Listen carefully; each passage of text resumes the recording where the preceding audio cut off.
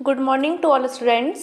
पिछली क्लास में हमने आपके चैप्टर में प्राकृतिक संसाधनों का संपोषित प्रबंधन में वन एवं वन्य जीवन एवं जल के संरक्षण के बारे में अध्ययन किया था। आज हम कोयला और पेट्रोलियम के बारे में अध्ययन करेंगे। जैसा कि मैंने आपको आपकी पिछली क्लास में बताया था कि कोयला और पेट्रोलियम का निर्माण कैसे होता है।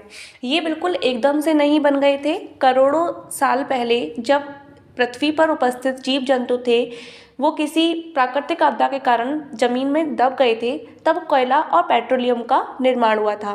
कोयले का निर्माण कैसे हुआ था ये भी मैंने आपको बताया, पेट्रोलियम का कैसे हुआ ये भी मैंने आपको बताया था। हमने कुछ स्रोत जैसे कि वन, वन्य जीवन और जल के संरक्षण एवं संपोषण से संबंधित अनेक समस्याओं की चर्चा की है। यदि हम इनके संपोषण के उपाय अपनाएं तो इससे हमारी आवश्यकता की पूर्ति भी होती रहेगी। अब हम एक और महत्वपूर्ण संसाधन जिसे हम जीवाश्म ईंधन अर्थात कोयला और पेट्रोलियम उस पर चर्चा करेंगे, जो कि ऊर्जा के प्रमुख स्रोत हैं। ऊर्जा के प्रमुख स्रोत क्यों हैं? क्योंकि विभिन्न प्रकार की जो बिजली होती है, सबसे ज़्यादा जो बिजली होती है वो कोयले के द्वारा भी बनाई जाती है। पेट्रोलियम पदार्थ आपके वाहनों में कार्य करता है या और इसके अलावा ईंधन के रूप में भी कार्य करता है।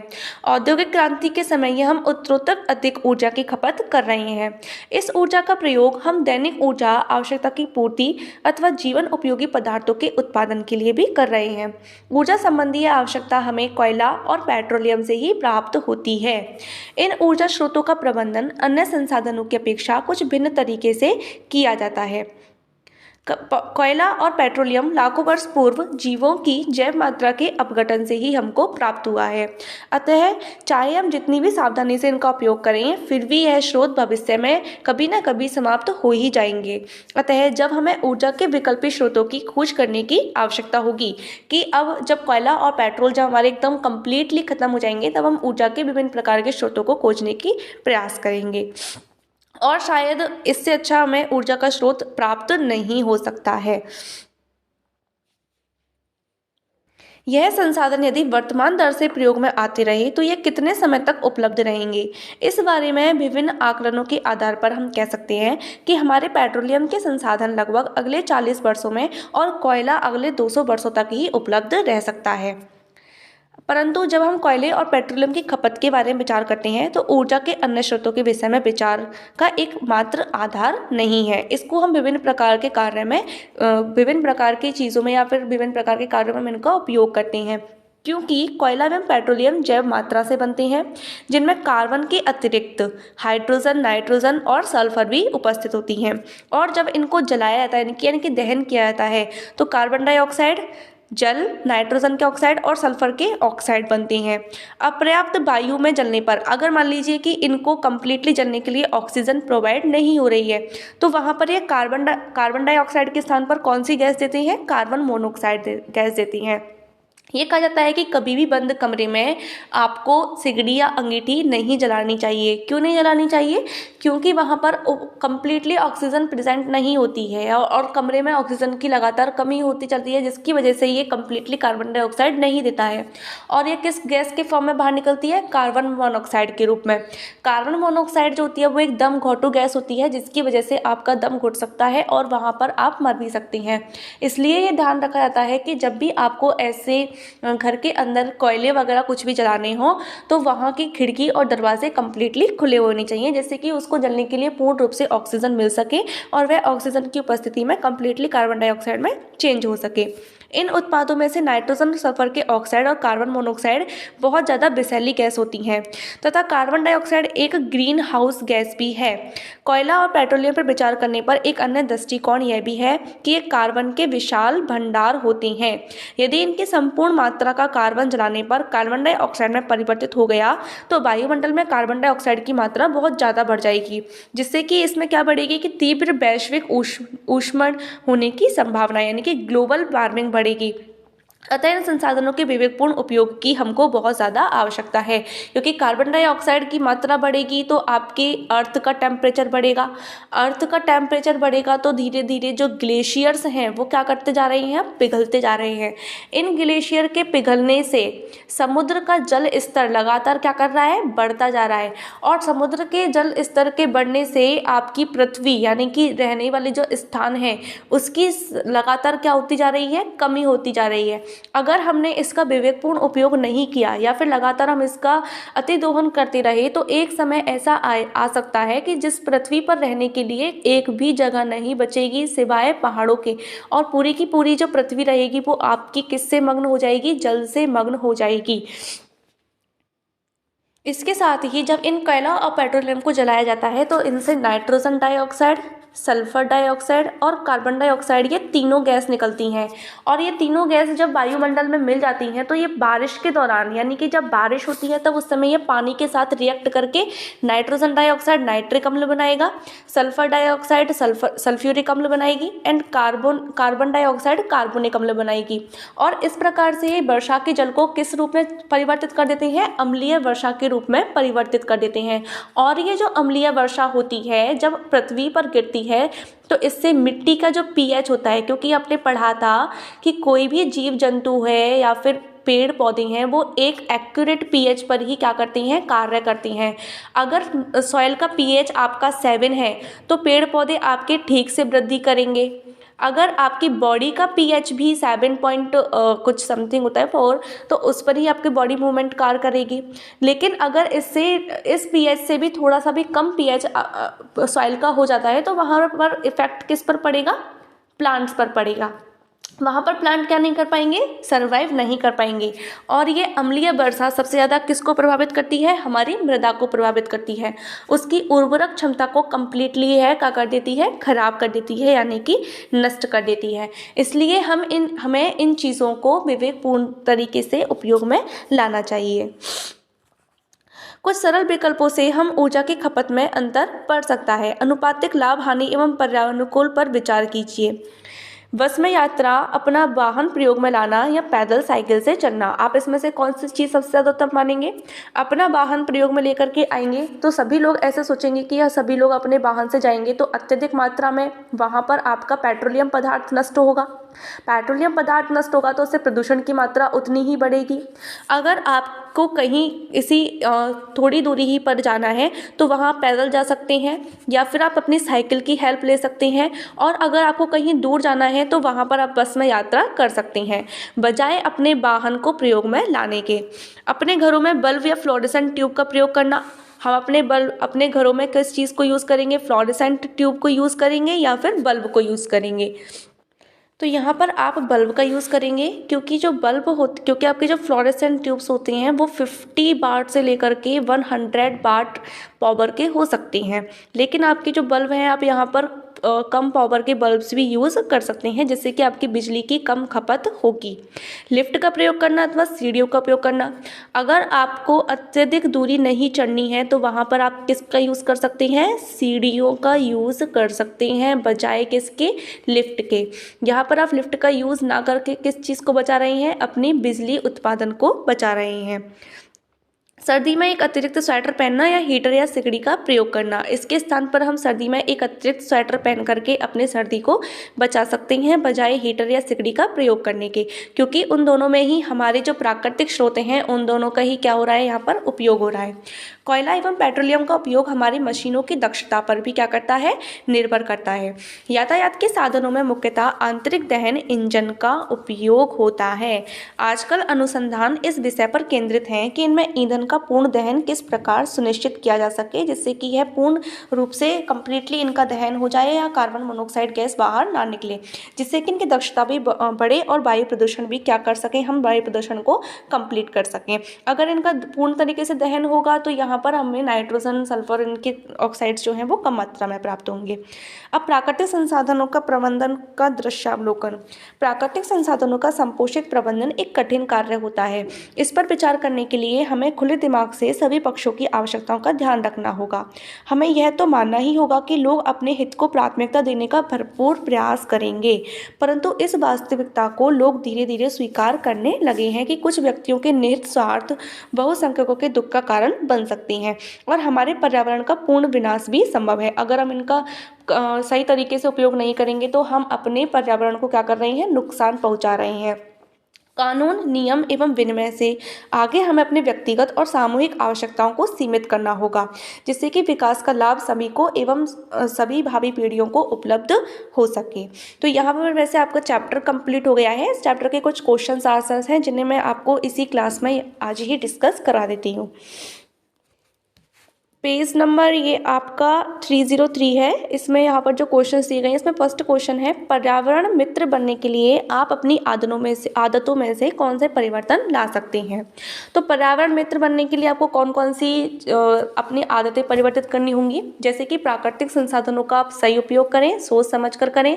कैसे करेंगे कि कहीं आपके घर में नल टपक रहा है तो आप उसके नल को सही करवा सकते हैं। फिजूल में आपके ट्यूब लाइट या फिर पंखे चल रही हैं तो आप उन्हें बंद कर सकते हैं।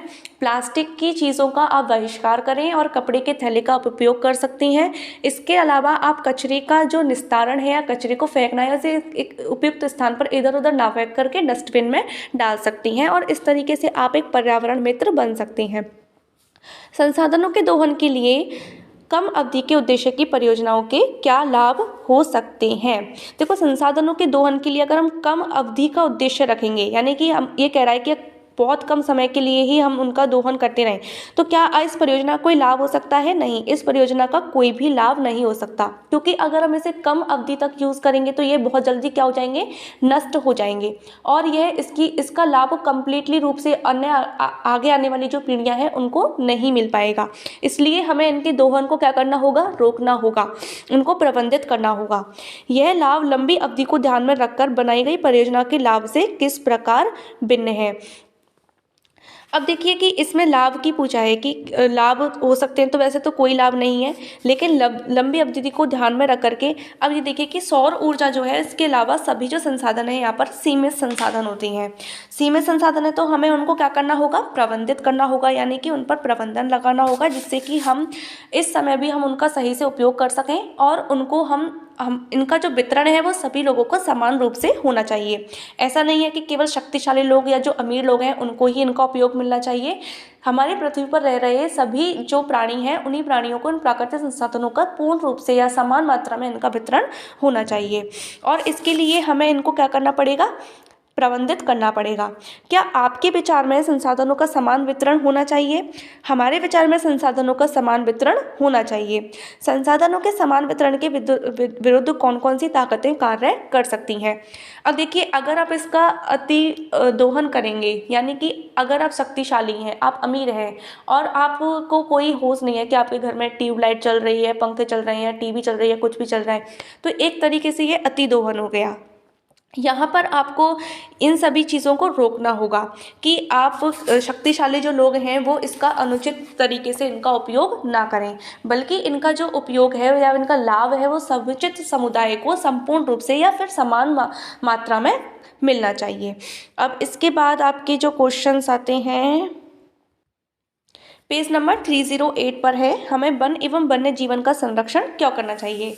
वन जो होते हैं वो पारिस्थितिकी तंत्र में एक महत्वपूर्ण भूमिका निभाते हैं और सभी के सभी वन्य जीव किस पर निर्भर करते हैं, वनों पर निर्भर करते हैं। वनों के क्या क्या लाभ हैं कि वनों से हमें विभिन्न प्रकार की औषधियाँ प्राप्त होती हैं। कटाई छटाई करके जो लोग होते हैं वो अपने घरों का निर्माण करते हैं। इसके अलावा जैसे कि अपनी झोपड़ी वगैरह बनाते हैं तो वो उन्हें सूखी लकड़ी यानी कि ईंधन का भी हमें वहाँ से लाभ मिल जाता है। इसके अलावा जो वहाँ पर रहने वाले जो आदिवासी लोग हैं वो अपने पशुओं को चराने के लिए उन्हें चारा भी प्राप्त वहाँ से हो जाता है। इसके अलावा वनों के और भी अन्य लाभ हैं, जैसे कि ये जो आपकी मृदा होती है उसको उर्वर बनाए रखने का कार्य करते हैं, उसकी उर्वर क्षमता को बनाए रखने का कार्य करते हैं। अगर कंप्लीटली वन को वहाँ से नष्ट कर दिया जाए तो वहाँ क्या होगा कि मिट्टी की उर्वरता क्षमता नष्ट हो जाएगी और उस मिट्टी की जल को ग्रहण करने की क्षमता भी धीरे धीरे नष्ट हो जाएगी। इसके अलावा जो वन्य जीवन होते हैं वो आहार श्रृंखला यानी कि आहार जाल का भाग निर्मित करते हैं। इस प्रकार से हमें वन एवं वन्य जीवन दोनों को ही संरक्षित करना चाहिए। संरक्षण के लिए कुछ उपाय सुझाइए। यहाँ पर आपको संरक्षण के लिए कुछ उपाय सुझाने हैं कि आप किस तरीके से वन एवं वन्य जीवों का संरक्षण कर सकते हैं। फर्स्ट तो आपका होना चाहिए कि वनों का अवैध वनों की अवैध कटाई नहीं होनी चाहिए, यानी कि पेड़ों की कटाई नहीं होनी चाहिए। इसके लिए सरकार के द्वारा कानून निर्मित किए जाने चाहिए। दूसरा, वृक्षारोपण करके आप इस चीज़ को जागरूक ला सकती हैं लोगों में कि वो वृक्षारोपण करें और महत्वपूर्ण जो पादप हैं उनका ही वृक्षारोपण वहाँ पर किया जाए। तीसरा, कि किसी भी प्रकार के आर्थिक और सामुदायिक विकास के लिए वहाँ उस क्षेत्र के वनों को किसी प्रकार से नष्ट नहीं किया जाना चाहिए। जैसे सड़क बनानी है, बांध बनानी है, तो इस हित में रख करके उनको बनाया जाना चाहिए कि हम अपने वनों को किस प्रकार से संरक्षित रख सकें और विकास को कैसे आगे बढ़ा सकें। ये कुछ उपाय हैं जिन्हें आप संरक्षण के लिए उपयोग में ला सकती हैं। यहाँ पर क्वेश्चंस दिए गए हैं। अपने निवास क्षेत्र के आसपास जल संग्रहण की परंपरागत पद्धतियों का पता लगाइए। तो आपका जो निवास क्षेत्र है वहाँ पर जल संग्रहण की परंपरागत पद्धति जैसे कि तालाब हो सकती है, नदियाँ हो सकती हैं। इसके अलावा आप यहाँ पर कुछ एग्जाम्पल्स डाल सकते हैं, जैसे कि राजस्थान में खडीन, महाराष्ट्र में आपका जो ताल था, वो इस प्रकार के एग्जाम्पल्स आप अपने इसमें डाल सकते हैं। इस पद्धति की पेयजल व्यवस्था पर्वतीय क्षेत्रों में, मैदानी क्षेत्र और पठार क्षेत्र में इसकी तुलना कीजिए। पेयजल व्यवस्था आपने पर्वतीय क्षेत्रों में देखी थी, जैसे कि आप कुल्हा का एग्जाम्पल दे सकती हैं। मैदानी क्षेत्रों में आप खडीन का एग्जाम्पल दे सकती हैं, जो कि यहाँ पर इसमें बताया गया है।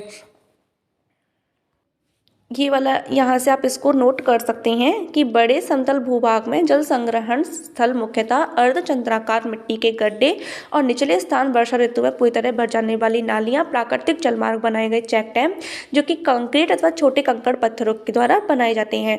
इन छोटे बांधों के अवरोध के कारण इनके पीछे मानसून का जल तालाब में भर जाता है। केवल बड़े जलाशयों में ही जल पूरे वर्ष रहता है, परंतु छोटे जलाशयों में जल 6 महीने या उससे भी कम समय तक रहता है और उसके बाद यह सूख जाते हैं।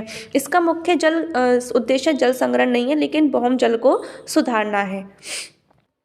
यहाँ पर आपके लिए क्वेश्चंस आ सकता है कि भौम जल संरक्षण के क्या लाभ हैं।